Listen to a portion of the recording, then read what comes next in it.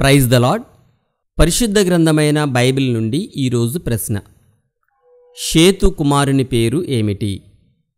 Option A ఆదాము, option B కయ్యూను, option C హనోకు, option D ఎనోషు.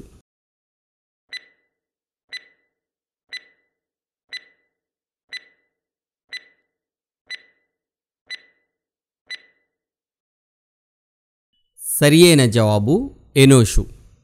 షేతునకు కూడా కుమారుడు పుట్టెను, అతనికి ఎనోష్ అని పేరు పెట్టెను. అప్పుడు యెహోవా నామమున ప్రార్థన చేయుట ఆరంభమైనది. ఇది ఆదికాండము 4వ అధ్యాయము 26వ వచనంలో వ్రాయబడి ఉన్నది. నీవు ఆయనకు ప్రార్థన చేయగా ఆయన నీ మనవి ఆలకించును. యోబు గ్రంథము 22వ అధ్యాయము 27వ వచనం. Have a nice day.